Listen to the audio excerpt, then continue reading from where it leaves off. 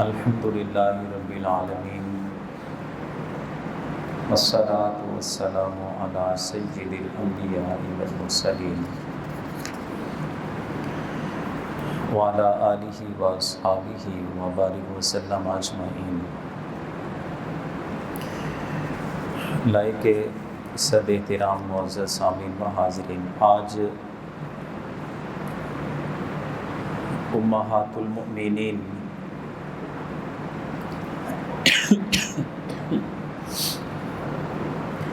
رضی اللہ عنہن کے عنوان سے جو ہمارا 12 روزہ دروس کا سلسلہ جاری ہے، آج 5واں درس ہے اور آج حضور سید عالم صلی اللہ علیہ وسلم کی 5ویں زوجہ محترمہ ام المومنین حضرت زینب بنت خزیمہ رضی اللہ عنہ کی شخصیت اور آپ کی بہترین جو سیرت ہے، اس سے متعلق انشاءاللہ ہماری گفتگو ہوگی۔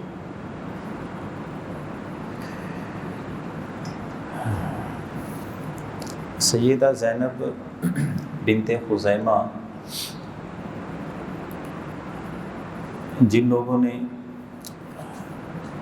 آغاز اسلام کے ساتھ ہی دین اسلام قبول کر لیا تھا، ان کا شمار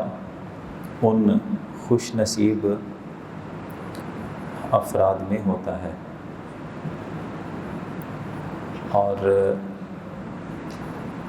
ہجرت مدینہ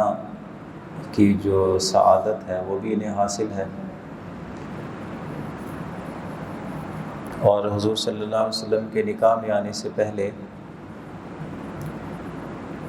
یہ حضرت عبداللہ ابن جاحش کی زوجہ محترمہ تھیں۔ یہ میاں بیوی دونوں ہی ہجرت کر کے مدینہ طیبہ میں آئے تھے۔ اچھا، یہ پھر بڑی خوش نصیب، ایک تو ام المومنین ہونے کی حیثیت سے ہی ایک بڑی سعادت ہے جو ان کو ملی ہے۔ اس کے علاوہ بھی ان کی جو خاندان، بلکہ ان کی والدہ سے جو مزید بہنیں ہیں، یعنی ان کی والدہ محترمہ نے متعدد نکاح کیے ہیں، شادیاں کی ہیں، ان سے جو ان کی بہنیں ہیں دوسری، ہم سیرت کی کتابیں پڑھتے ہیں نا تو الاخوات المؤمنات ایک روایت ہے، بڑی مشہور ہے، یعنی 4 خوش نصیب بہنیں، یہ ایک آپ کو بھی اصطلاح ملے گی جب آپ حدیثیں پڑھیں گے، یعنی 4 خواتین تھیں جن کو احادیث طیبہ میں الاخوات المؤمنات کہا گیا، ایمان والی بڑی خوش نصیب بہنیں۔ وہ بہنیں کون سی ہیں؟ انہی حضرت خزیمہ، حضرت زینب بنت خزیمہ کی جو ماں کی طرف سے جو دوسری بہنیں ہیں۔ خوش نصیبی کیا ہے کہ زینب بنت خزیمہ ام المؤمنین بنی ہیں، ان کی والدہ سے ایک اور ان کی بہن ہے میمونہ بنت حارث، یہ بھی امہات المومنین میں شمار ہوتی ہیں۔ حضرت سیدہ زینب بنت خزیمہ کے انتقال کے بعد کچھ عرصے بعد پھر حضور نے ان کی ماں کی طرف سے جو دوسری ان کی بہن تھیں میمونہ بنت حارث، ان کے ساتھ نکاح کیا تھا۔ اچھا، ان کی ایک اور بہن ہیں ام فضل لبابہ بنت حارث، یہ حضرت عباس رضی اللہ تعالیٰ عنہ کی زوجہ تھیں، یعنی عبداللہ ابن عباس، فضل ابن عباس، ان کی والدہ محترمہ۔ ان کی ایک اور بہن تھی سلمہ بنت امیس، یہ حضرت حضور کے چچا حضرت حمزہ رضی اللہ تعالیٰ عنہ کی اہلیہ تھیں، اور ان کی چوتھی بہن تھی اسمہ بنت امیس، یہ حضرت علی رضی اللہ تعالیٰ عنہ کے بڑے بھائی حضرت جعفر طیار کی اہلیہ تھیں۔ تو ان کی شہادت کے بعد انہی اسمہ بنت امیس سے حضرت ابو بکر صدیق رضی اللہ تعالیٰ عنہ نے نکاح کیا تھا، اور ہمیں معلوم ہونا چاہیے کہ حضرت سیدہ طیبہ خاتون جنت سلام اللہ علیہا کا جو غسل مبارک ہے وہ اسماء بنت امیس کے ہاتھوں سے ہے۔ تو حضرت صدیق اکبر کے انتقال کے بعد پھر ان کا نکاح حضرت علی شیر خدا کے ساتھ ہوا۔ تو یہ جو بہنیں ہیں، خوش نصیب بہنیں ان کو عرب معاشرے میں کہا جاتا تھا،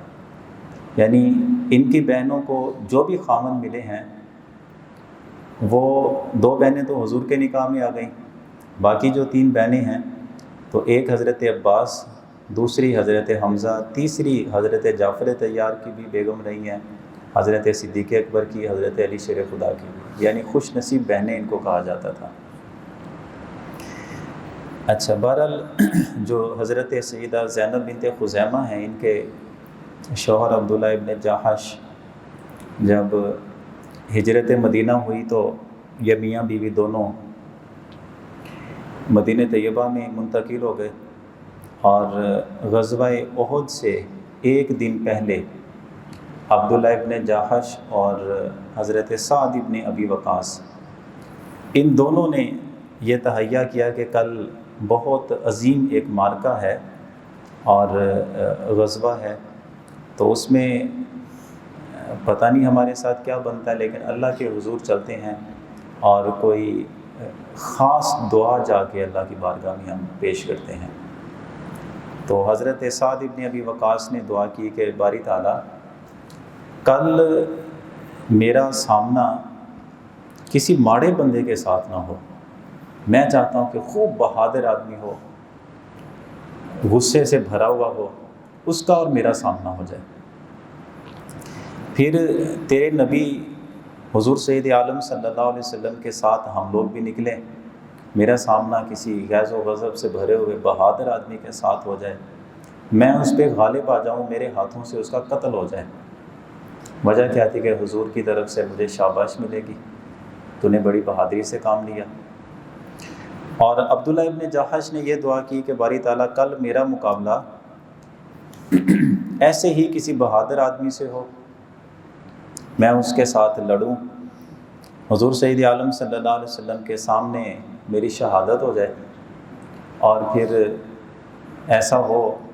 کہ میری شہادت کے بعد میرے جسم کے اعضاء کاٹ دیے جائیں، اور قیامت کے دن میں اسی کٹے ہوئے اعضاء کی حالت میں ہی اے اللہ تیری بارگاہ میں حاضر ہوں، تو مجھ سے پوچھے کہ اے میرے بندے عبداللہ تیرے اعضاء کہاں ہیں، تو میں یہ عرض کروں کہ باری تعالیٰ میں تیرے نبی مکرم صلی اللہ علیہ وسلم کے ساتھ نکلا تھا، جہاد کرتے ہوئے شہید ہو گیا، تو میرے اعضاء تو ادھر ہی رہ گئے ہیں، تو اللہ کی طرف سے مجھے شاباش مل جائے کہ تو نے سچ بات کی، اچھا کام کیا ہے۔ اگلا دن ہوا، حضرت سعد ابن ابی وقاص لڑے ہیں، اور آپ جانتے ہیں کہ حضور صلی اللہ علیہ وسلم کے سامنے جتنے صحابی کھڑے ہوئے تھے نا، یعنی دشمن کا حملہ روکنے کے لیے، تو ان میں سارے شہید ہو گئے تھے، صرف سعد ابن ابی وقاص ایک بچے تھے، اور وہ پیچھے بیگ سا لگا ہوتا ہے جس میں تیر رکھے ہوتے ہیں، حضور ان کے اس بیگ سے ایک تیر نکالتے اور سعد ابن ابی وقاص کو پکڑاتے اور فرماتے کہ سعد میرے ماں باپ تجھ پہ قربان ہو جائیں، یہ پورے نشانے پہ مارو۔ وہ مارتے تھے اور پورے نشانے پہ تیر لگتا تھا، یعنی اندازہ لگائیں کہ ان کے ساتھ جتنے بھی حضور کے محافظ صحابہ کرام تھے سارے شہید ہو کے یہ بچ گئے تھے۔ کیوں؟ ایک دن پہلے یہی دعا کی تھی کہ یا اللہ میں حضور سے شاباش حاصل کروں، شاباش مل گئی نا پھر۔ تو عبداللہ ابن جاحش ان کی لاش کو ڈھونڈا گیا تو کفار نے کیا کیا تھے، ان کے اعضاء کاٹ لیے، اعضاء سے مراد ہے کہ انگلیاں کاٹ لیں، ان کے کان کاٹ لیے، اس طرح کاٹ کے تو ان کو ایک دھاگے میں پرو کے، تو جس طرح ہار بنایا جاتا ہے تو ایک جس طرح سزا دی جاتی ہے، تو اس طرح ان کو وہ ان کے اعضاء سے اعضاء کاٹ کے تو دھاگے میں پرو کے ہار بنا کے ان کے اوپر ڈالا ہوا تھا۔ تو ادھر پھر حضرت زینب بنت خزیمہ جو ان کے نکاح میں تھی، اب وہ بڑی غمگین تھی۔ حضور صلی اللہ علیہ وسلم جس طرح باقی اپنے سارے صحابہ کرام صحابیات کا ایک ریاست مدینہ جسے قائم کیا گیا تھا، سارے لوگوں کے گھروں کے حالات حضور خود معلوم کرتے تھے، جس لحاظ سے بھی جس کو ضرورت ہوتی تھی وہ اس کی ضرورت پوری کرتے تھے۔ تو اس لحاظ سے حضور کو جب یہ معلوم ہوا کہ زینب بنت خزیمہ بہت غمگین ہیں اور ابھی ان کی اتنی عمر بھی نہیں تھی، 28 برس تقریباً عمر تھی ان کی، تو حضور صلی اللہ علیہ وسلم نے پیغام بھیجا کہ اگر تم نکاح کا ارادہ رکھتی ہو تو کچھ انتظام کر دیں۔ اور روایت میں یہ بھی ہے کہ حضور نے اپنے لیے نکاح کا پیغام بھیجا۔ تو ان کا جو جواب تھا نا وہ اللہ اکبر، وہ بڑا کمال کا جواب تھا۔ انہوں نے عرض کی کہ حضور ہم لوگ مکے میں رہتے تھے تو آپ نے فرمایا کہ آپ اللہ کے نبی ہیں، ہم نے سوال جواب تو نہیں کیے تھے، ہم نے فوراً گواہی دے دی کہ ہم آپ پہ ایمان لائے۔ حضور آپ نے بتایا کہ اس پوری کائنات کا، مخلوقات کا خالق اور مالک اللہ جل شانہ ہے، ہم نے دیکھا تو نہیں ہے، آپ نے بتایا ہم ایمان لے آئے، وہی ہمارا معبود حقیقی ہے۔ آپ کی خاطر مکے میں ہمیں کتنی تکلیفوں کا سامنا کرنا پڑا، کبھی شکایت تو نہیں کی کہ حضور مسلمان ہونا اتنا مشکل ہو گیا۔ آپ نے فرمایا کہ اپنے گھر بار، خاندان، قبیلہ، چلتے ہوئے کاروبار، ایک دن پہلے سارا دن دکان پہ بیٹھے رہے، رات کو حکم دیا کہ صبح ہوتے ہی نکل جاؤ، اگلے دن یہ بھی نہیں دیکھا کہ پیچھے کاروبار کا کیا بنے گا۔ حضور آپ کے کہنے پر تو ہم نے مکہ بھی چھوڑ دیا تھا۔ میرے شوہر آپ کے ساتھ نکلے اور وہ جہاد میں شریک ہوئے، ان کی شہادت ہو گئی، کس لحاظ سے، کس انداز میں ان کی شہادت ہوئی، لوگوں نے کیا سلوک کیا، ہم نے اسے بھی قبول کر لیا۔ اب آپ میری زندگی کا فیصلہ کرنا چاہتے ہیں حضور، اس سے پہلے میں نے کبھی اپنی خواہش کب ظاہر کی ہے کہ میری یہ خواہش ہے؟ اب بھی میری زندگی کے سارے اختیارات حضور آپ کے سپرد ہیں، آپ چاہیں اپنے نکاح میں رکھ لیں، آپ چاہیں کسی صحابی کے نکاح میں دے دیں، آپ چاہیں تو حکم فرمائیں کہ میں ساری زندگی ایسے بیٹھی رہوں، تو جتنی بچی کھچی زندگی ہے وہ ایسے گزر جائے گی۔ حضور اختیار تو آپ کا ہے نا، بس آپ جو بھی فرمائیں کہ میں اسی کے اوپر لبیک کہہ دوں گی۔ حضرت عائشہ صدیقہ رضی اللہ تعالیٰ عنہا کہتی ہیں کہ مجھے بڑی بڑی عورتوں کی بہت ساری خوبیاں میں نے دیکھی ہیں، لیکن زینب بنت خزیمہ کی یہ والی خوبی ایسی تھی کہ مجھے ان کے اوپر رشک آتا تھا کہ کیسی خاتون ہے کہ زندگی میں اس نے اپنی زندگی حضور کو ہبہ کرتی ہوئی تھی۔ حضور یہ میری زندگی ہے، جو فیصلہ کریں بس مجھے قبول ہے، میری کوئی اس کے بعد اپنی طرف سے خواہش کا اظہار ہے یا آپ کی بات کے اوپر کوئی تعجب کا اظہار ہے، کوئی شک کا اظہار ہے یا اس کے اوپر میرا کوئی سوال بنتا ہو، کچھ بھی نہیں، آپ نے فرما دیا بس میں نے عمل کر لیا۔ تو پھر حضور صلی اللہ علیہ وسلم نے ان کو اپنے نکاح میں لیا، اور پھر تقریباً ایک روایت یہ ملتی ہے کہ 8 مہینے یہ حضور صلی اللہ علیہ وسلم کے گھر میں رہیں، بعض روایتوں میں 2 مہینے کا ذکر بھی ہے، 3 کا ذکر بھی ہے۔ تو اتنی ہی سنگت ان کے نصیب میں تھی، حضور صلی اللہ علیہ وسلم کے گھر کی زینت بنی رہیں، اور پھر ان کا انتقال ہو گیا۔ مدینہ طیبہ میں ان کا انتقال ہوا 4 سنہ ہجری ربیع الاول کے مہینے میں، اور یہ وہ خوش نصیب حضور کی زوجہ محترمہ ہیں، اور یہ واحد زوجہ محترمہ ہیں جن کا جنازہ حضور نے پڑھا ہے، اور ان کی تدفین کے تمام معاملات بھی حضور نے خود ہی ادا کیے ہیں، کیونکہ حضور کی حیاتی میں، ظاہری حیات مبارکہ میں 2 زوجہ محترمہ ہیں حضور کی جن کا انتقال ہوا ہے۔ ایک حضرت سیدہ خدیجہ الکبریٰ ہیں رضی اللہ عنہا، اس وقت تو نماز فرض نہیں تھی، جنازہ کے احکامات بھی نہیں تھے، بغیر جنازے کے صرف دعائے مغفرت کر کے ان کی تدفین ہو گئی تھی۔ دوسری یہ حضرت زینب بنت خزیمہ ہیں، اس وقت نمازیں فرض ہو چکی ہوئی تھیں، ان کا جنازہ خود حضور نے پڑھا، باقی سارے معاملات بھی حضور نے خود ہی ادا فرمائے تھے۔ اچھا، ان کا جو خاص ایک وصف تھا نا، ان کا زمانہ جاہلیت میں ان کا لقب تھا ام المساکین۔ ام المساکین یہ لقب تھا ان کا، یعنی اسلام قبول کرنے سے پہلے بھی ان کا لقب یہی تھا، ام المساکین۔ لقب آپ جانتے ہیں کیا ہوتا ہے؟ لقب کہتے ہیں ایسی عادت کہ جو چھپی ہوئی نہ ہو سب لوگوں کے سامنے اس بندے کی ایسی عادت مشہور ہو جائے کہ لوگ اس کے نام سے کم جانتے ہوں، اس کی اس عادت کی وجہ سے اسے زیادہ جانتے ہیں۔ ام المساکین کا مطلب کیا ہے کہ کوئی بھی مانگنے والا ہے، کوئی بھی مسکین ہے، کوئی ضرورت مند ہے۔ حضرت زینب بنت خزیمہ کو جب معلوم ہو گیا کہ اس بندے کی یہ ضرورت ہے، آپ اپنی ضرورت چھوڑ کے اس بندے کی ضرورت کو ترجیح دیا کرتی تھی، اور یہ آپ کا ایسا وصف تھا کہ اسی وجہ سے ہی آپ کو ام المساکین کہا جاتا تھا، یعنی مسکینوں کی ماں ہیں۔ اور قرآن عزیز نے بھی ہمیں اسی بات کا ہی درس دیا ہے، وَيُؤْثِرُونَ عَلَىٰ أَنفُسِهِمْ وَلَوْ كَانَ بِهِمْ خَصَاصَةٌ،